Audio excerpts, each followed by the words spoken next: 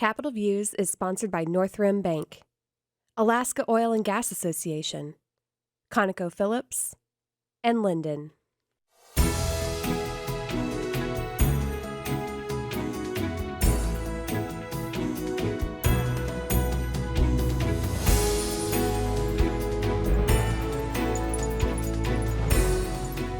Hi, I'm Tim Braden with the Alaska Legislative Digest, and welcome to Capitol Views, and welcome today, a special welcome to Jeremy Johnson, the president of the Fairbanks Chamber of Commerce.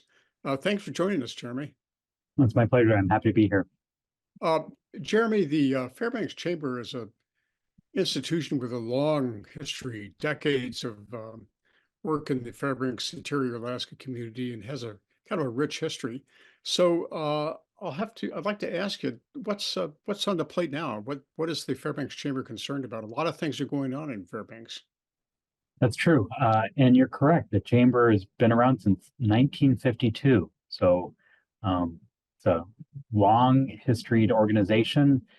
This year, the Chamber is really focused on two main issues, cheap energy and workforce development.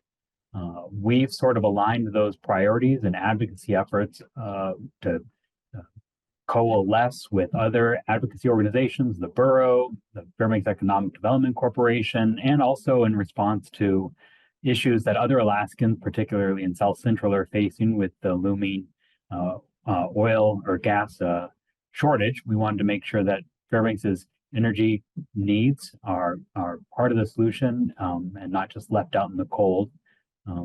Fairbanks has always dealt with higher energy costs than other areas of the state. So hoping that cheap energy, and we decided to use the word cheap energy, not affordable and sustainable. That was a strategic decision for us. We felt like affordable for one person might not be affordable for another, but if you say cheap, you kind of got people's ear on that. And there's also people in the legislature that use that term, so we wanted to support them as well. And also we found a news article. We found a news article from 1911 from the Nenana Daily News that said cheaper power is a big need of the interior. So we've been taking that, over 100 years we've had that issue. So when we were down in Juneau back in February, we made sure to leave that headline along with our legislators. Boy, that's a historic front page. I'd like to see that sometime. Maybe we could. How are we doing?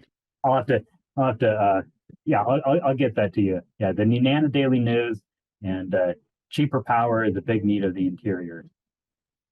Well, boy, that sure goes back a ways. Well, Jeremy, what else? You spoke of workforce. I mean, how are things in terms of local business able to attract enough people to keep things running? So that's a statewide problem, and Fairbanks is not exempt from it. There are lots of vacant, unfilled positions here in the interior. When we go out doing our membership calls, we hear from folks a lot that they can't find people to, fill those positions. What we've been doing to try to improve that locally is, of course, work with our legislator and see what we can do to maybe reduce some barriers to entry. But we've also been sponsoring some job fairs at the high school level to bring the business community to the high schools during their lunch periods. It's a high burden to ask a high school student who has a off-campus lunch to go to a job fair. So instead, we're bringing the workforce needs to the high schools to try to find young folks that over the summer, or maybe they're graduating, they don't know what they want to do to enter the workforce. Fairbanks has a lot of really good paying, high paying jobs that are eligible to people with a high school diploma, whether it's in the hospital centers, which have a lot of on-the-job training and progressive merit increases and skill training, or in the hospitality industry, which is doing really well in Fairbanks, and the mining, the resource development community here has a lot of opportunities for young folks. Yeah, Fairbanks is a very historic and long history in mining, and you've got a new project east of Delta that's going to be cranking up this year. How soon is that going to be in operation, Jeremy? You're talking about Moncho? Yes. It's going now. Oh, it's producing ore now. trucks are on the road delivering soil rock to the mill processing plant north of Fairbanks at Fort Knox. Yeah, so that Moncho project is a joint venture with Contango Ore and Kinross, Alaska. And of course, another thing that's important about that is it's owned by the Tetlon Reserve, which means that the local people in the village own the project. And That's a fantastic opportunity for them because those folks aren't part of the ANCSA. I believe there's one or two tribes that weren't part of that, and so it's providing a lot of opportunities for them. well, good, and that's good for them. Jeremy, in terms of the other industries and conditions, how's the university doing? Is it Well, it's always been an important part of Fairbanks.